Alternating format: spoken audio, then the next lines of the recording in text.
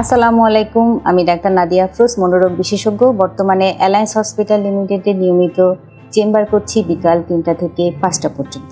আমার কাছে আমার রোগীটি যখন আসলো, তার সদ্যই ব্রেকআপ হয়েছে এবং সে আমার সাথে প্রায় ঘণ্টাখানেকের মতো কথা বলল। এবং এই ঘণ্টাখানেক সময় সে ব্রেকআপের পর তার কী কষ্ট হচ্ছিল তা থেকেও সে জিনিসটি বেশি শেয়ার করছিল। যার সাথে তার রিলেশনশিপ ছিল বা ভালোবাসার একটি সম্পর্ক ছিল, তার সাথে সে কীভাবে সুন্দর সময় কাটিয়েছে। তার বলার মেইন বিষয়ই ছিল যে আসলে তার সাথে সে কতটা ভালো ছিল। ব্রেকআপ আসলে কেন হলো? নিশ্চয়ই তাদের মধ্যে এমন কোনো একটা বিষয় ছিল যেটা মিল ছিল না, সে কারণেই তাদের ব্রেকআপ হয়েছে। ব্রেকআপ পরবর্তী আমরা যে কাজটি করি সেটি হলো, যাদের ব্রেকআপ হয়ে থাকে ছেলে অথবা মেয়ে, তারা বেশিরভাগ সময়ই তার সাথে তার কাটানো সুন্দর মুহূর্তগুলোই বলতে পছন্দ করে। কিভাবে তার সাথে সে সময় কাটিয়েছে, কিভাবে খেয়েছে দুজন, কিভাবে সুন্দর মুহূর্তগুলো কাটিয়েছে। এবং অসহ্য কষ্ট হয় যখন তার সাথে খারাপ সময়গুলো মনে পড়ে এবং তার সাথে যে কারণে ব্রেকআপ হলো সেই কথাটি তার মনে পড়ে। আসলে এই ধরনের রোমান্টিক রিলেশনশিপ যখন আমাদের ভেঙে যায়, তখনই আমরা কিভাবে নিজেদেরকে সামলাতে পারি। বিষয়টি খুবই কষ্টকর জিনিস যাদের সাথে এরকম হয়ে থাকে। প্রথমত আমাদের যেটি ভাবতে হবে, যে কারণে আমার ব্রেকআপ হলো আসলে তার সাথে, নিশ্চয়ই সেটা কোনো কারণেই হয়ে থাকে। এটা আসলে কেন হলো? এ থেকে আসলে আমার লাইফের কী ধরনের অ্যাচিভমেন্ট হলো, আমি কি শিখলাম এই রিলেশনশিপটা ভেঙে যাওয়ার? এতে কি আমার কোনো কারণ ছিল, বা অপর পক্ষে যে কারণটা ছিল সেটা কি ভ্যালিড ছিল কিনা?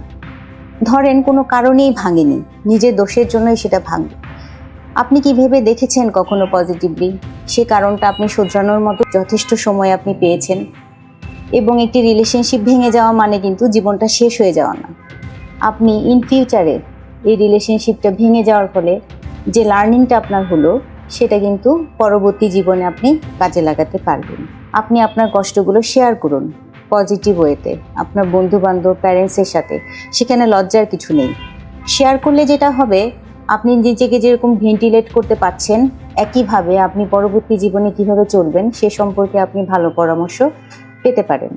আর যেটি করতে পারেন, আপনি ঘুম পর্যাপ্ত যেন ঠিকঠাক মতো হয় এবং এক্সারসাইজ, সেগুলোর দিকে মন দিতে পারেন। আপনি লেখালেখি করতে পারেন, মিউজিক শুনতে পারেন, আপনি গার্ডেনিং করতে পারেন। আপনি যে কাজটি আগে করতে পছন্দ করতেন সেগুলো করতে পারেন। আমরা যেগুলো করি সেটা হলো, আমরা একই জিনিস বারবার দেখতে থাকি, পুরনো ছবি দেখতে থাকি, তার সাথে কাটানো সময়গুলো মনে করতে থাকি। এগুলো না করে আমরা যদি পজিটিভ ওয়েতে ভাবি, তাহলে দেখা যাবে এই ধরনের সমস্যা থেকে আমি ধীরে ধীরে বের হতে পারবো। অনেকে সুইসাইডের মতো মারাত্মক পথ বেছে নেয়, যে এই জীবন রেখে আমার আর কি হবে, আমার হয়তো মরে যাওয়াই ভালো। আসলে এই ধরনের কোনো পদক্ষেপ কোনো একটি সুস্থ স্বাভাবিক জীবনের জন্য কাম্য নয়। অনেকে পুরনো বয়ফ্রেন্ড বা গার্লফ্রেন্ড থাকলে তাদের সাথে সম্পর্কটা জোড়া লাগানোর চেষ্টা করে, যে ও যেহেতু আমাকে ছেড়ে আরেকজনের সাথে ভালো আছে, আমিও আমার আরেকটা রিলেশনশিপ করে ওকে দেখাই দিতে চাই যে আমি কতটা ভালো আছি। কোনোটি আসলে হেলদি ওয়ে নয়। হেলদি ওয়ে সেটাই যেটা আপনাকে ইন ফিউচারে আরও শক্ত করবে এবং মানসিকভাবে ভালো রাখতে সাহায্য করবে। এই ধরনের ছোটোখাটো টিপস পেতে আমাদের সাথেই থাকুন, অ্যালায়েন্স হেলথ টকের সাথেই থাকুন, অ্যালায়েন্সের সাথেই থাকুন। Let's smile together.